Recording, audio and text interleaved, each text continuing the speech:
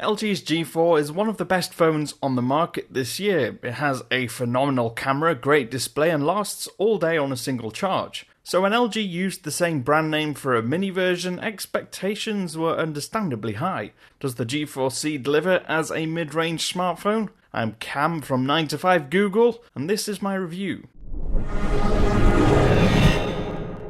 The G4c is in almost every way a cheap, small version of the G4. It's noticeable in the design. There's no shiny, smoky chrome frame or premium leather back. Instead, it's a rather unappealing slab of plastic, at least from the back where it still has the well-placed and textured rear volume and power buttons. The plastic finish is very glossy, making it a bit of a fingerprint magnet and giving it a slightly slippery feel. Saying that, the phone still feels pretty solid overall, even if the rear shell is a bit plasticky. Perhaps the phone's biggest attraction from an aesthetic perspective is its size.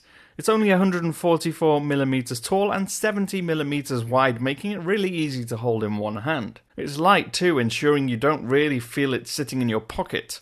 It's not bulky or unwieldy. The front is a pretty standard but fairly attractive black glossy rectangle with an angular cutout at the top for the earpiece grill. For low to mid-tier smartphones, it's common these days to find a 720p resolution display around the 5-inch mark, so it was no surprise to find that resolution and size sitting on the front of the G4c.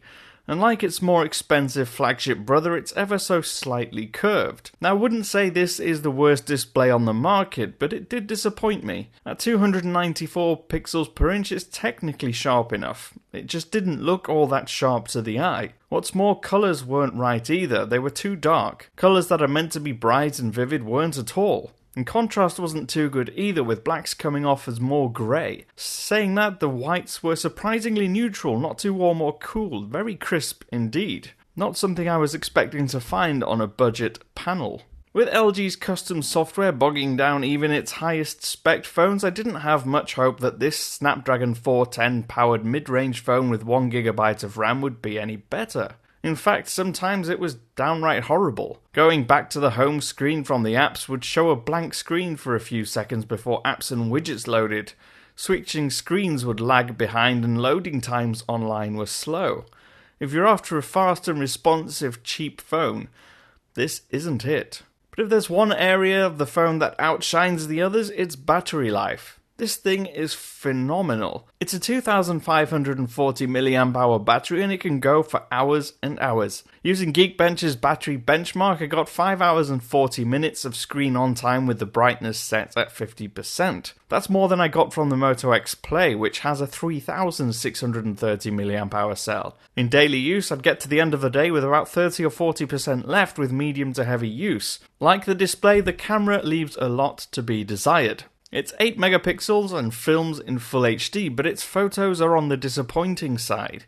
Outside in bright daylight, it tends to overexpose, leaving images looking harsh and contrasty instead of being natural. I have to give LG credit, it does focus pretty well on objects, even when they're close to the phone. That said, even when light starts dropping just a little, noise and graining starts to creep in, leaving photos looking fuzzy and killing all the detail. All in all, there are downsides and there are upsides, but even for a budget phone, I feel there were far too many compromises on the LG G4c. The Alcatel One Touch Idol 3 is cheaper for both the 5.5-inch and 4.7-inch versions, and it offers a much better overall experience in my opinion. Its one redeeming feature is the battery life, and if you like LG's custom software and can live with the average speed and fluidity, the battery's performance is the one reason to buy this phone. I've been Cam, I'm at Cam Bunton on Twitter. You can follow me, ask me questions, leave your thoughts, suggestions and comments in the comment section down below, and don't forget to give a thumbs up and subscribe to our channel if you like our videos.